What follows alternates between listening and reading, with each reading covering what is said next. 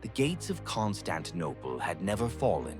For more than 1,000 years, they stood as the last wall between Europe and the East.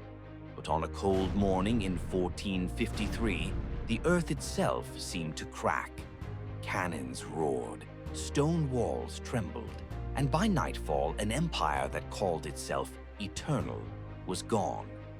What followed was not just conquest, it was a collision between worlds that would shape the modern age. To understand the clash between the Ottoman Empire and Europe, we need to step back, not to a single battlefield, but to a slow, grinding convergence of cultures, faiths, and ambitions. On one side stood Europe, fractured into kingdoms and city-states, bound loosely by Christianity, haunted by the memory of Rome, and slowly emerging from the medieval world. Power was divided, loyalties were local, and for centuries Europe had looked eastward with a mix of fear, curiosity, and longing. On the other side rose the Ottomans, a young, dynamic empire born on the frontier of the collapsing Byzantine world. They were pragmatic, adaptable, and relentless. Unlike many medieval states, the Ottomans did not rely solely on tradition. They innovated, they borrowed, they learned, and they expanded. This was not a simple story of East versus West, or Islam versus Christianity. It was a story of transformation, of how empires adapt, how societies collide, and how the modern world begins in the shadow of war. The rise of the Ottomans, from border warriors to empire builders.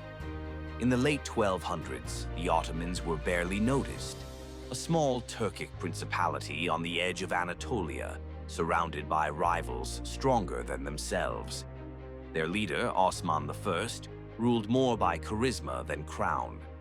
But Osman's followers were Ghazis, frontier warriors driven by faith, opportunity, and plunder. They lived on the borderlands where Byzantine authority was weak and the rules of empire were dissolving.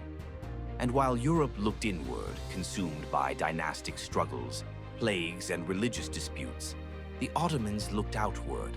They absorbed Byzantine towns not by destruction, but by integration.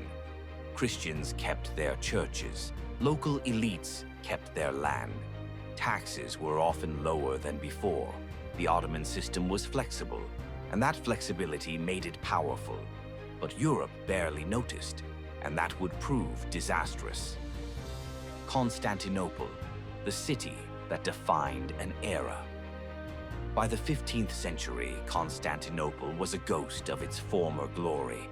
Once the heart of the Roman world, it now ruled little more than its own walls. Yet symbolically, it was everything. For Christians, it was the last remnant of Rome. For Muslims, it was a prize foretold by prophecy. For the Ottomans, it was an obstacle, one that split their empire in two. Sultan Mehmed II was only 21 years old when he set his sights on the city.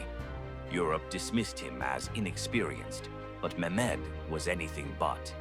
He studied history, he spoke multiple languages, and he understood something Europe did not yet grasp. Warfare was changing. He brought cannons, massive bronze guns capable of smashing walls once thought invincible. And when the walls finally fell, so too did the medieval balance of power.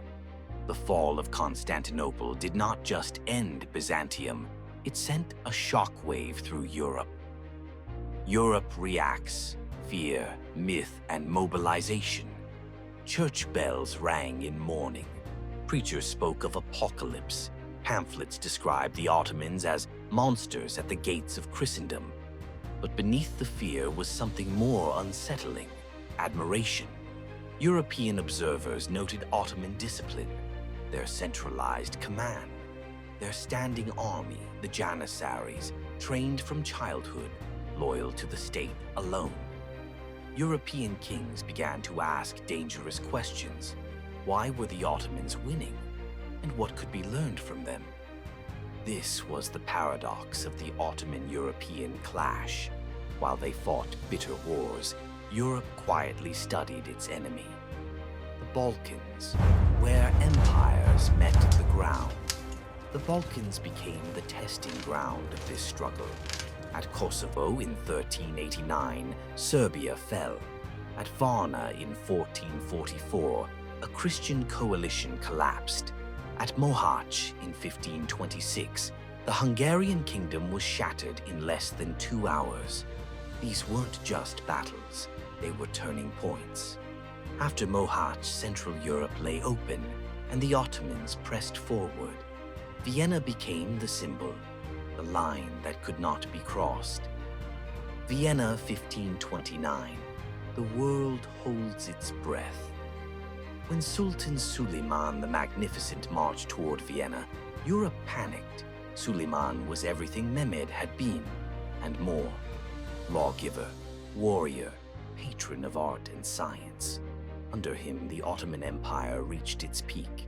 The siege of Vienna failed, not because the Ottomans lacked power, but because logistics, weather, and distance finally caught up to them. But the message was clear. Europe was no longer untouchable. From this moment on, Europe began to change.